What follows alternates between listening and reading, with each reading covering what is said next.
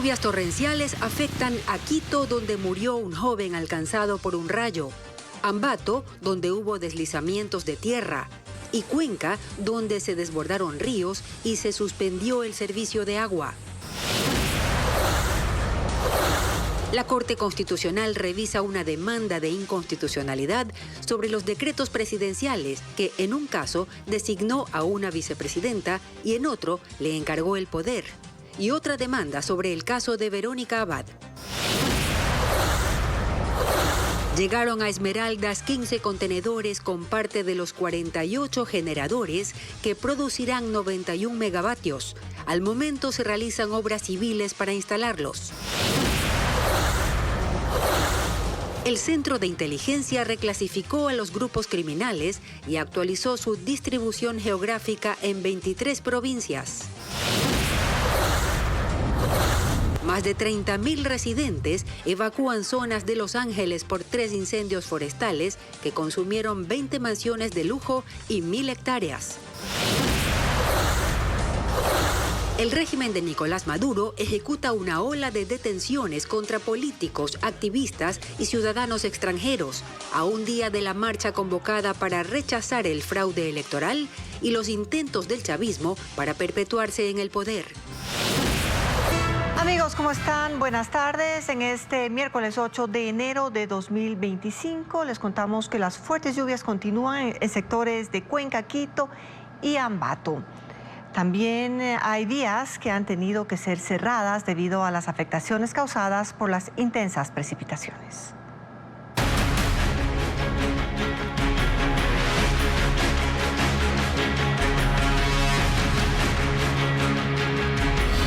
Clima, el invierno esperado.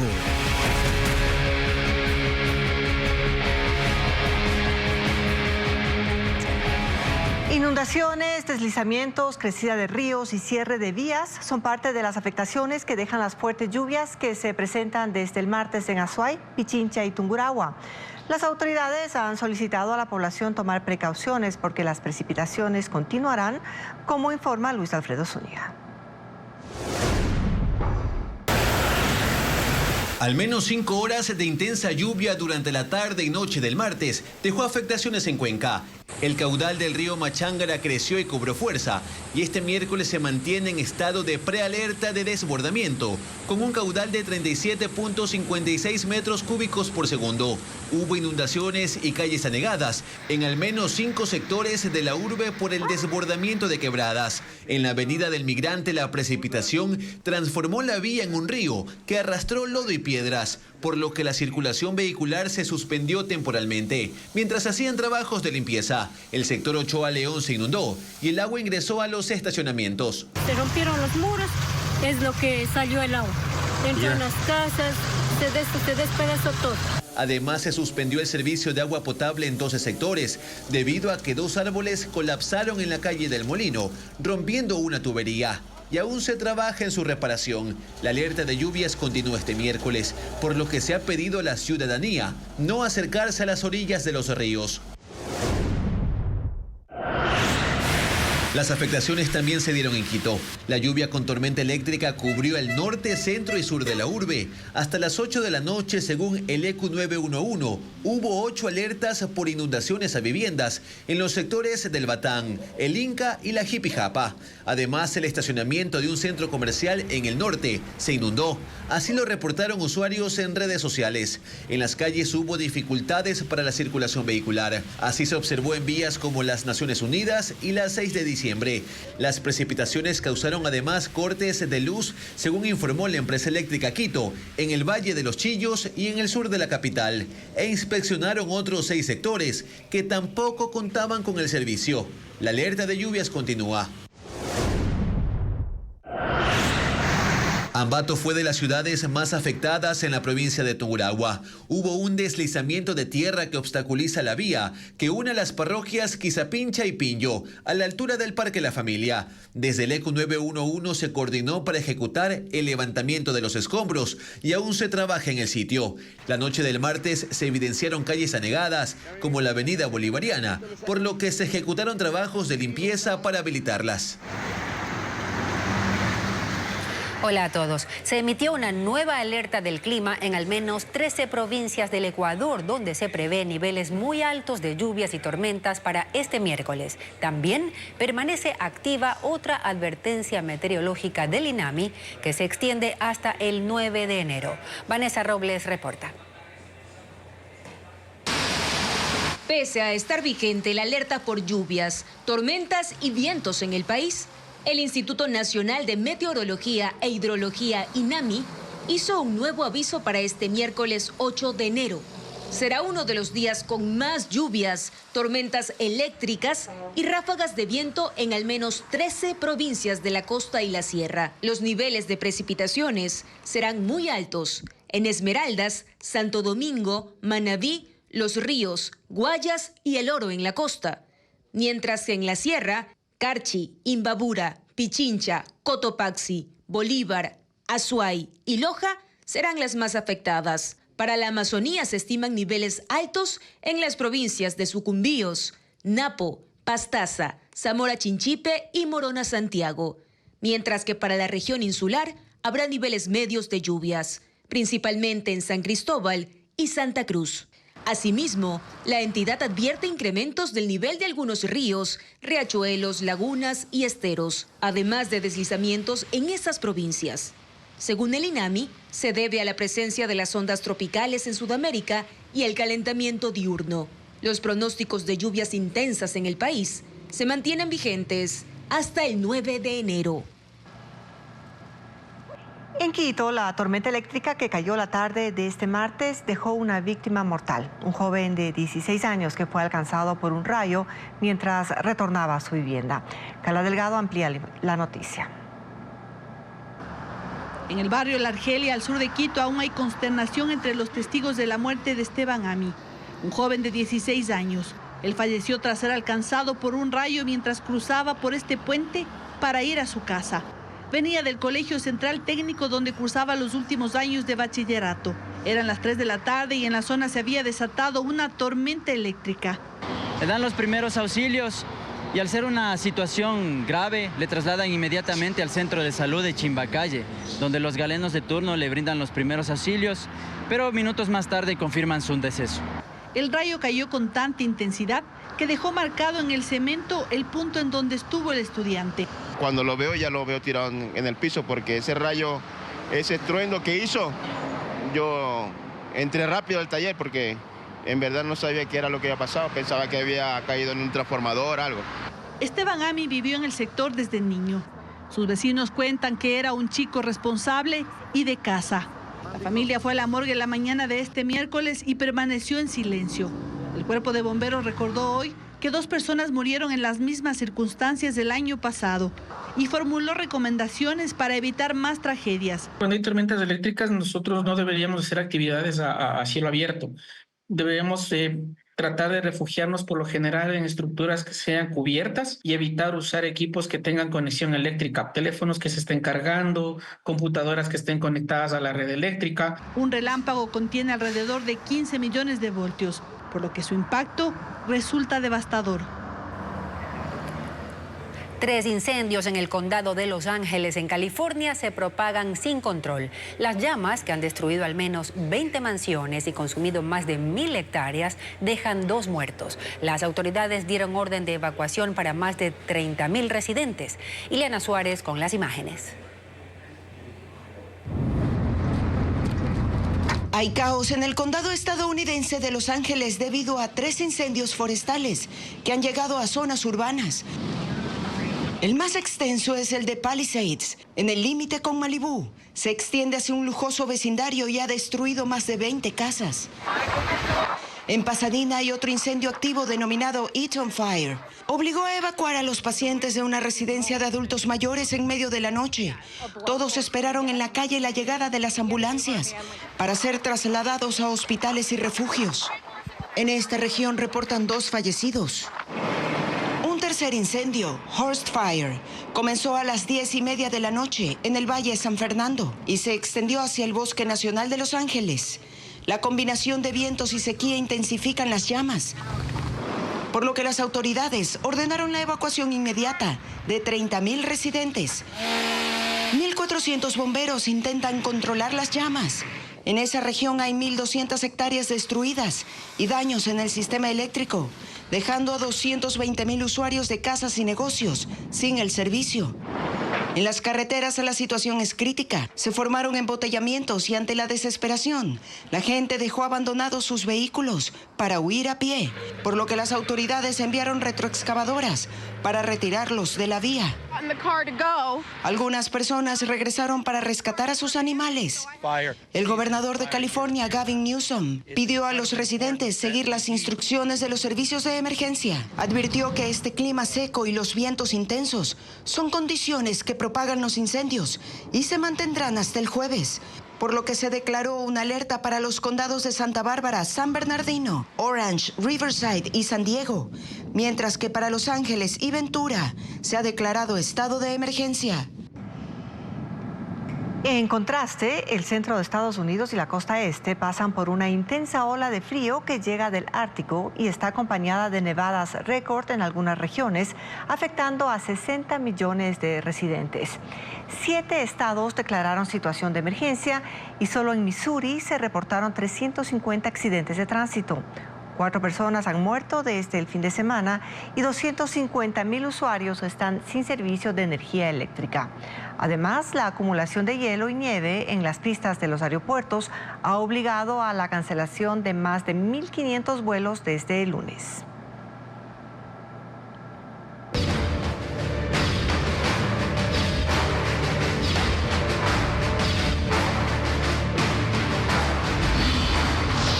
Elecciones 2025.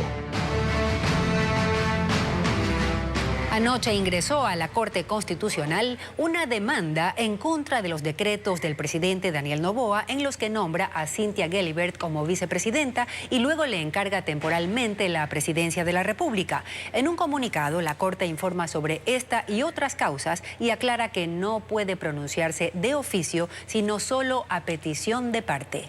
Informa Jacqueline Rodas.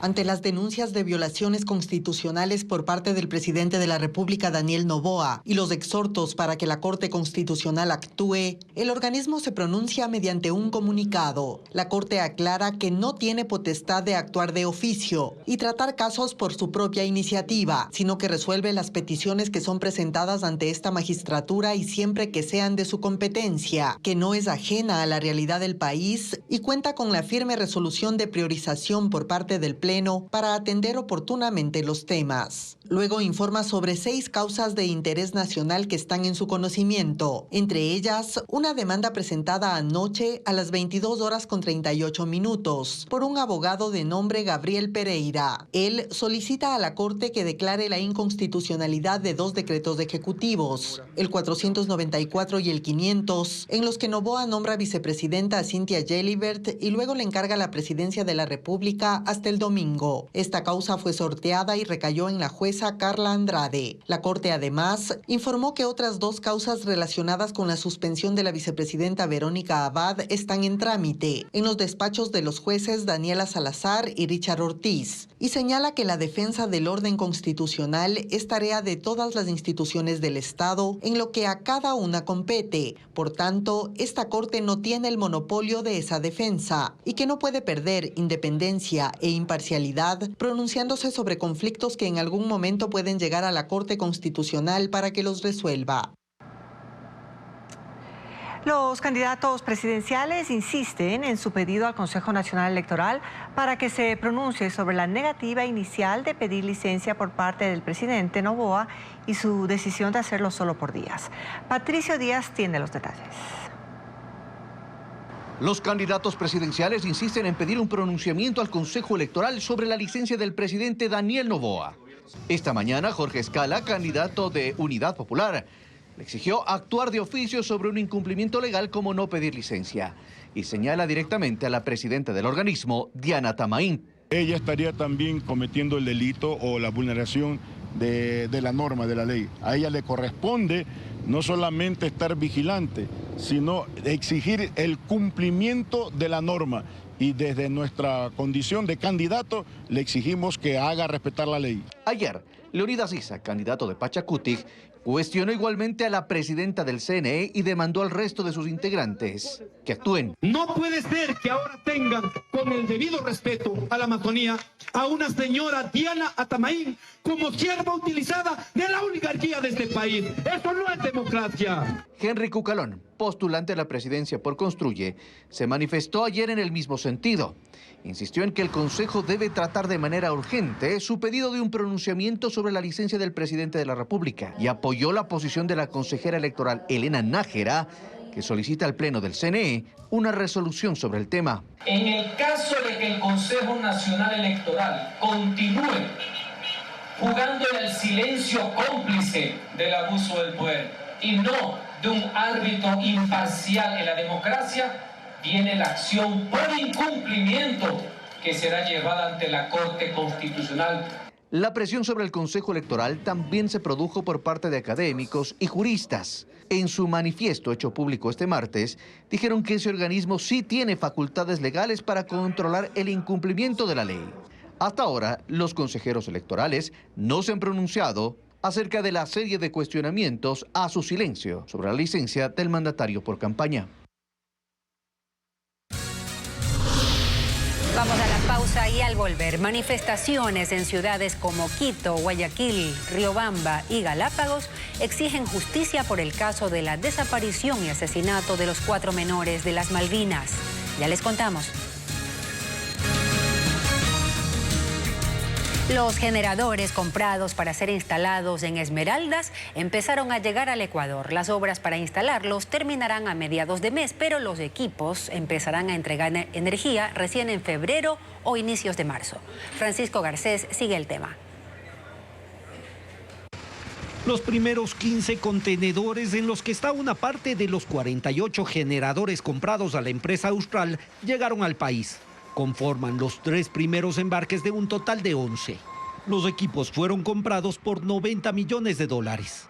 Una parte fue trasladada al sector de La Propicia en Esmeraldas, en donde se realizan las obras civiles para su instalación. La contratista trabaja en la preparación de las bases para colocar los 48 generadores. También se debe construir la infraestructura de transmisión y control, además de las bases para los tanques de combustible. Según la planificación de la empresa, la mayor parte de ese trabajo deberá estar listo en las próximas 2 semanas.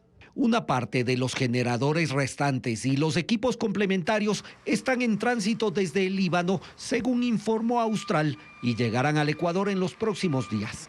El contrato de compra de esos equipos fue firmado el 9 de agosto pasado.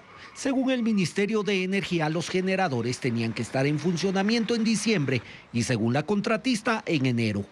De acuerdo al Ministerio de Energía, los equipos estarán operativos a finales de febrero o a inicios de marzo y aportarán 91 megavatios. Son parte del plan de gobierno para contar con 1.080 megavatios adicionales durante el 2025. Fumar un tabaco diario reduce en promedio unos 20 minutos de vida, mientras que un paquete de 20 cigarrillos equivale a perder 7 horas. Así lo revela un nuevo estudio hecho en Londres que expone el impacto del tabaquismo en la longevidad. Más detalles del análisis con Bessie Granja. Cada vez que alguien fuma un cigarrillo pierde minutos de su vida. Mientras que consumir una cajetilla al día se lleva consigo 7 horas. Así concluye una investigación del University College en Londres sobre el impacto del tabaquismo en la longevidad. El documento fue publicado este año en el Journal of Addiction y expone que en mujeres el impacto es más negativo que en hombres. Por cada tabaco que fuma una mujer reduce su vida en 22 minutos al día, mientras los hombres 17 minutos. La investigación fue encargada por el Departamento de Salud y Asistencia Social de Reino Unido y se basó en datos actualizados de informes epidemiológicos a largo plazo sobre la mortalidad de los hombres.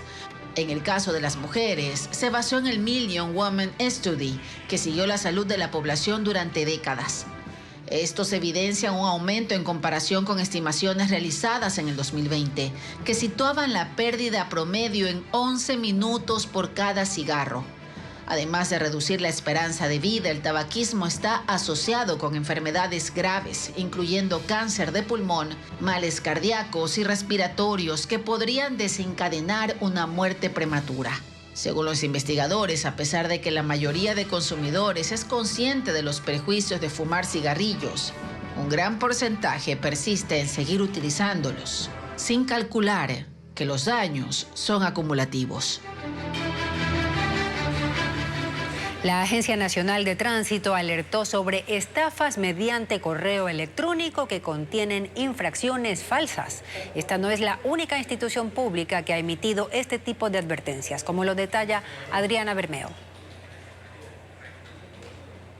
Alerta por una nueva estafa. La Agencia Nacional de Tránsito advirtió mediante una publicación en sus redes que ciberdelincuentes envían mails notificando a conductores sobre el cometimiento de una supuesta infracción. En el mensaje hay detalles que lo hacen ver real: el nombre del usuario, el artículo de la ley que contempla la sanción y la fecha. Lo que hace llamativo a este correo es que plantea que se beneficiará de un descuento del 75% si paga inmediatamente la multa y selecciona el botón Consultar infracción. Es una estafa que podría redireccionarle a otra página que le solicite información o instalar un programa en su dispositivo para robarle datos sensibles como las claves de sus cuentas bancarias. Pueden utilizar la inteligencia artificial para que estos ataques puedan ser mejor elaborados y puedan llegar a más gente y sobre todo que tengan más credibilidad. ¿Existe filtración de datos? ¿Existe gente que comercializa esos datos? Esta no es la única institución pública que ha emitido alertas. El SRI advirtió que mediante correos electrónicos falsos, tomándose el nombre de la entidad, se robaba información personal. Usuarios también han recibido mensajes supuestos del servicio postal sobre la entrega de paquetes. Igual les piden hacer un clic en un link. Ninguna institución pública solicita información de forma virtual y en el caso de la ANT no notifica de infracciones de tránsito ni multas, porque las entidades encargadas de esas sanciones son las agencias de cada ciudad. Expertos recomiendan que ante la duda sobre la veracidad de un correo se deben tomar dos medidas: llamar a las instituciones para verificar y revisar la terminación de los correos. Ninguna institución del Estado va a tener un dominio que sea hotmail.com, hablando de los correos que son libres, o gmail.com, o Yahoo, Outlook, cualquiera de esos correos no pueden tener. Específicamente tendrá que tener un dominio .go.es. Ese es el dominio que ustedes deben validar. Ciberdelincuentes también usan sellos de otras empresas como CNT, bancos y dependencias de municipios para robar información. Más adelante, a 2 días de la posesión de Nicolás Maduro, la oposición venezolana denuncia una nueva ola de detenciones de políticos y activistas.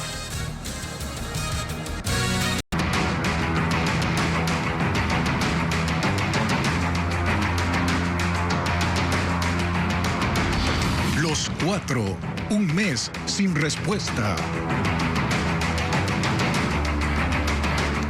Tras un mes de la desaparición y asesinato de los 4 menores de las Malvinas en Guayaquil, se realizarán manifestaciones en Quito, Guayaquil, Riobamba y Galápagos para exigir justicia. En el puerto principal, los padres de Josué, Ismael, Nehemías y Steven, junto a colectivos sociales, saldrán esta tarde en una caminata desde las Malvinas hasta el lugar donde los menores fueron detenidos por la patrulla militar el pasado 8 de diciembre.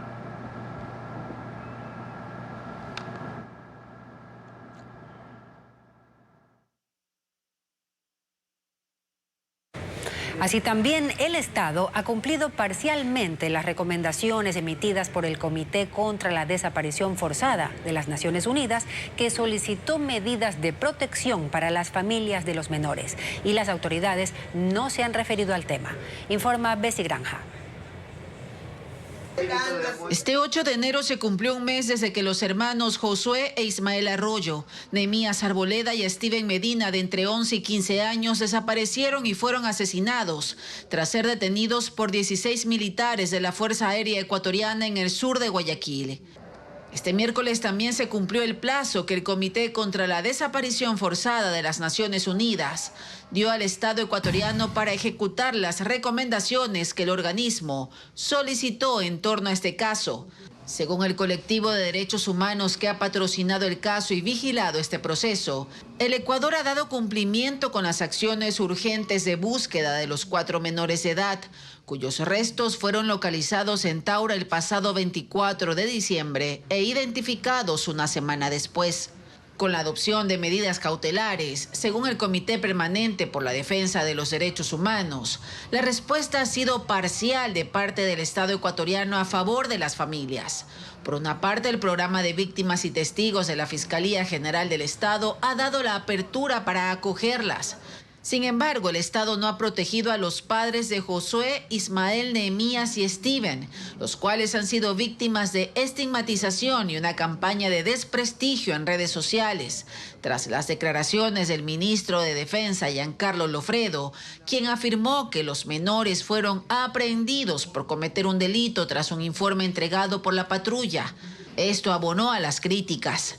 Según el Comité de los Derechos Humanos, incluso aquello fue descartado por el fiscal que investigó la desaparición forzada, quien no encontró pruebas al respecto. Se espera que en los próximos días el Alto Comisionado de las Naciones Unidas para los Derechos Humanos de América del Sur, Jan Yarab, y el Comité contra la Desaparición Forzada emitan algún pronunciamiento al respecto. Hoy le presentamos la historia de Johanna Arboleda, madre de Nehemías, uno de los 4 menores de las Malvinas asesinados.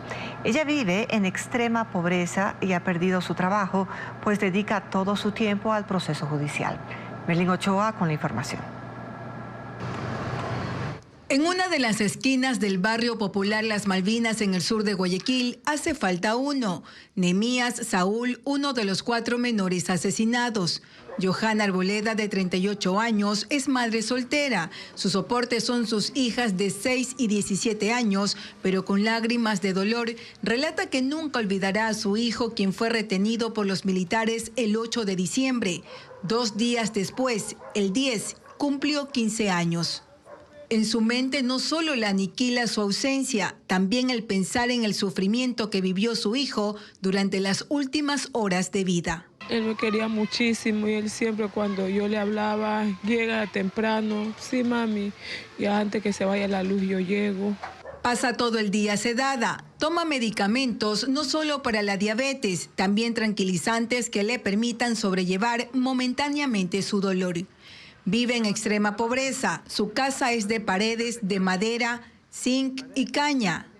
La vivienda de 5 metros cuadrados tiene enormes orificios. En el techo hay palos podridos y 2 cañas sujetan parte de la endeble casa. Una sábana divide la cocina del área de los cuartos. No tiene comedor, muebles y los colchones están prácticamente en el piso.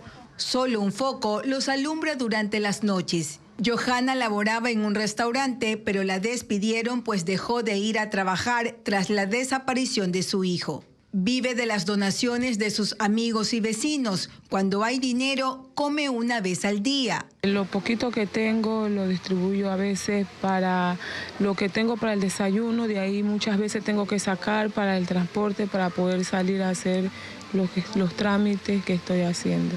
Parte de su familia está en Esmeraldas. Algunos viajaron 12 horas para acompañarla en el luto, pero solo se quedarán hasta el viernes. Ellos prefieren quedarse con el mejor recuerdo de Nehemías, su campeón. Yo recuerdo que él corría, le gustaba jugar, le gustaba salir a jugar con sus amigos aquí en el barrio. Nehemías cursaba el 10º año del colegio. Su madre mantiene intactos sus uniformes, cuadernos, maleta y ropa. De él tiene muy pocas fotos, pero guarda en su celular un video musical en el que actuó, aunque ella dice que la verdadera pasión de su hijo era cantar y ser futbolista. Aspiraciones que fueron apagadas el día de la masacre. El Centro de Inteligencia Estratégica reclasificó a los grupos terroristas del país en 4 agrupaciones. Se detalla que las organizaciones delictivas tienen presencia en 23 de las 24 provincias y que los lobos han ganado terreno a escala nacional. Paul Romero con el reporte. A un año de la declaratoria de conflicto armado interno, las organizaciones criminales han modificado sus operaciones en el Ecuador. En un informe del Centro de Inteligencia Estratégica calificado como secreto, se reclasificó a las organizaciones declaradas terroristas hace un año en 4 categorías: grupos armados organizados, los lobos y los choneros; grupos de delincuencia organizada transnacional, los tiguerones; grupos de delincuencia organizada, fatales, águilas, Chone Killer, tiburones, lagartos, Latin King, gángster y grupos de delincuencia común. En esta categoría no se mencionan nombres de agrupaciones criminales. En el último decreto de estado de excepción, el gobierno revela que estas organizaciones tienen presencia en 23 de las 24 provincias.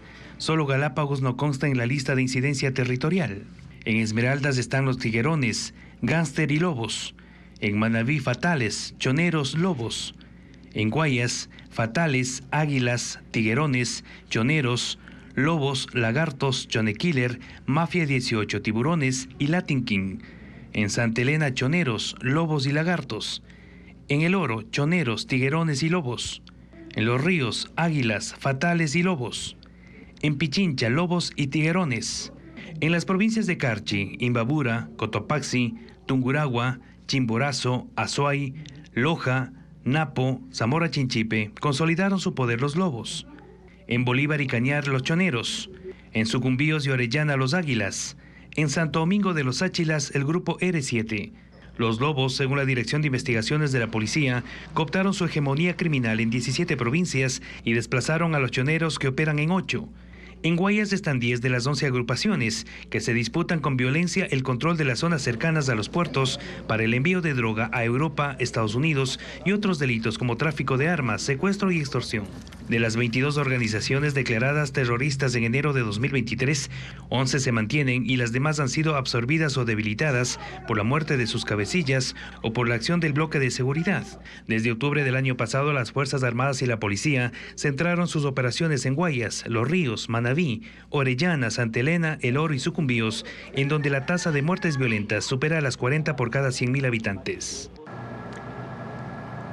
El régimen venezolano ejecuta una ola de detenciones de políticos, activistas y ciudadanos extranjeros a un día de la marcha convocada para rechazar el fraude electoral y los intentos de Nicolás Maduro por perpetuarse en el poder. Maduro ha activado a las Fuerzas Armadas y la policía para, según él, defender la paz. La oposición venezolana se alista para una manifestación en Caracas este jueves, una demostración de inconformidad ante la tercera posesión consecutiva de Nicolás Maduro el 10 de enero. Y al mismo tiempo denuncian una nueva ola de persecuciones contra políticos, activistas y otros ciudadanos. El partido Voluntad Popular condenó la detención del ex candidato presidencial Enrique Márquez, quien en su momento denunció un fraude. La ONG Un Mundo Sin Mordaza advierte que se trata de una desaparición forzada ejecutada por agentes del Estado. Así también fue detenido el activista defensor de la libertad de prensa Carlos Correa, el yerno del opositor Edmundo González y 7 ciudadanos extranjeros que, según Nicolás Maduro, pretendían ejecutar atentados en Venezuela. ¡Atención! Maduro ha activado los que llama órganos de dirección integral, una combinación de grupos de reservistas armados a los que ayer entregaron fusiles, junto a Fuerzas Armadas y la policía, reforzando los operativos de seguridad que han desplegado incluso en los accesos a Caracas, que ahora están militarizados. Las tensiones en Venezuela van en aumento, así como las gestiones del opositor Edmundo González a nivel internacional en busca de respaldos. Reclama para sí la presidencia luego de haber mostrado las actas de escrutinio que validan su triunfo en las elecciones de julio. Hoy está en Panamá, después de haber visitado Estados Unidos, Argentina y Uruguay, pero ha prometido estar en Caracas el viernes. Mientras que la líder de oposición, María Corina Machado, asegura que en las próximas horas el régimen puede aumentar la represión para intimidar al pueblo. El presidente de Colombia, Gustavo Petro, dijo que las elecciones en Venezuela no fueron libres y que no asistirá a la investidura de Nicolás Maduro el viernes. En un texto publicado en X, Petro alegó que su solicitud de transparencia en los comicios no fue atendida, aunque también responsabilizó al bloqueo internacional. El mandatario aclaró que no romperá relaciones con el gobierno venezolano ni intervendrá en los asuntos internos. Sin embargo, pidió la liberación de los opositores detenidos en las últimas horas y de todos los presos políticos.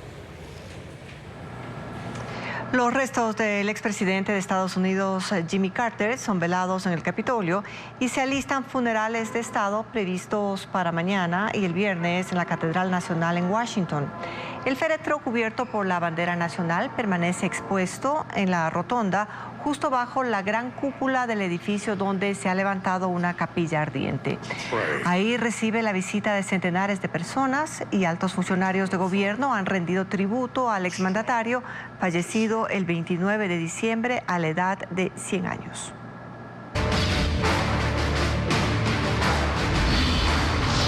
Elecciones 2025.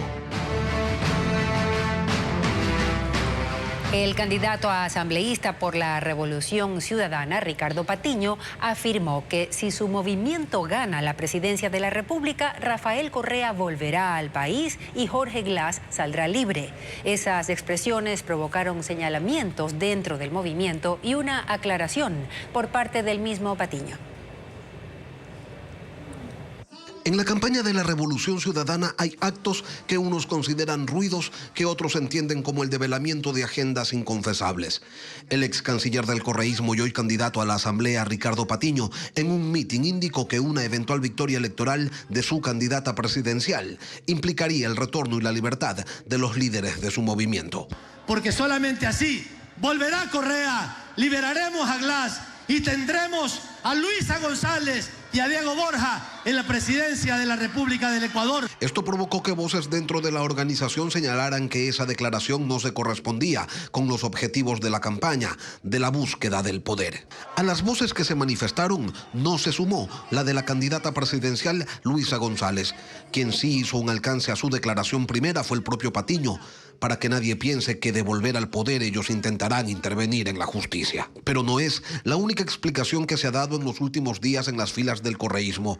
La prefecta del Guayas, con los colores de su movimiento, participó de un acto del gobierno y aclaró que su presencia allí no significa cambio de bando ni camisetazo. Yo, señor presidente, mirándolo, le digo, yo no soy militante ni coidiaria de su partido político. Hay cosas en las que coincidimos y hay otras en las que no.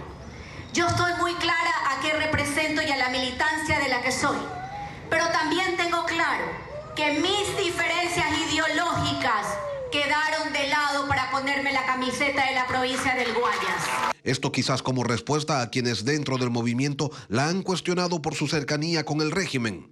Ella dice que solo es por trabajo. Y la campaña en redes sigue su curso. Revisemos cómo manejan su estrategia digital los candidatos a la presidencia de la República. Una de las cosas más importantes para un candidato en campaña es llamar la atención de los votantes y para eso todo se vale. Ya tengo tu atención. La crisis de seguridad. Lo de la inseguridad también le da pie a Luisa González para hacer un video, aunque en su caso se trata de una inseguridad distinta. En su publicación, ella pasa frente al CNE mientras suena esto. Los candidatos y sus equipos de campaña suelen ponerse creativos en redes sociales. Henry Kronfle, por ejemplo, intenta suavizar su imagen con algo de actuación o comedia. Además, así no se hace una danza de la lluvia. Desde este lugar histórico. Otros candidatos prefieren manejar su imagen de manera más tradicional, aunque sea en redes. El tiempo de ustedes. Enrique Gómez se lo ve siempre, saludando a sus simpatizantes y recorriendo el país. Todos los estudiantes. Lo mismo a Iván Saquicela, que se muestra hablando a la cámara, exponiendo propuestas o criticando rivales en esta campaña que recién está en su etapa inicial.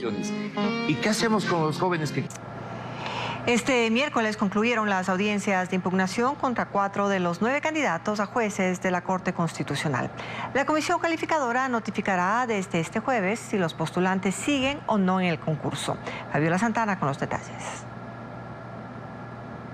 Por 3 días consecutivos, la comisión calificadora instaló las audiencias de impugnación contra 4 de los 9 candidatos a jueces de la Corte Constitucional. Este miércoles concluyeron las impugnaciones a José Terán.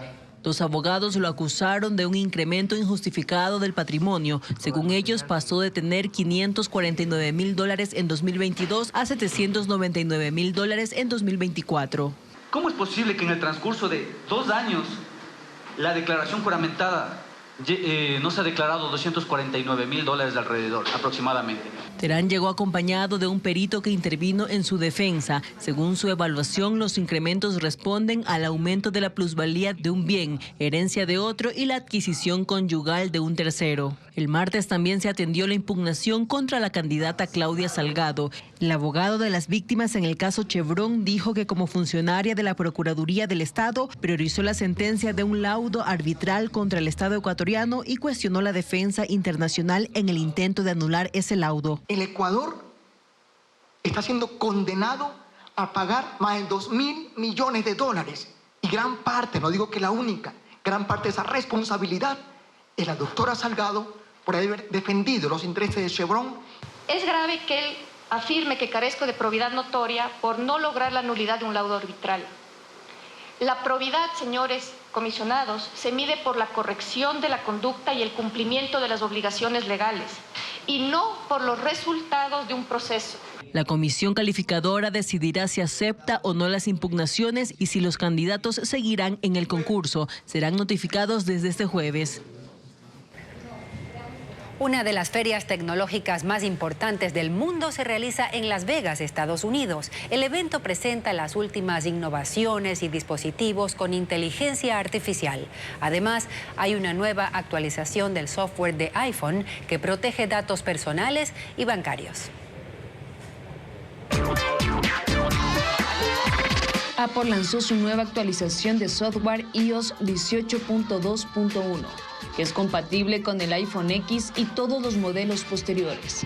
Tiene correcciones de seguridad para proteger datos personales y bancarios, mayor duración de la batería. Algunos usuarios se quejaban de que tardaba mucho en desbloquearse. Ahora el escáner Face ID será más rápido y efectivo. La actualización se está implementando de manera progresiva en los teléfonos. Científicos de la Universidad de Ciencia y Tecnología de China han desarrollado un brazo robótico inspirado en la trompa del elefante y el tentáculo del pulpo, que puede agarrar objetos como huevos, fresas, pelota de tenis, audífonos. También puede soportar cargas de hasta 260 veces su propio peso.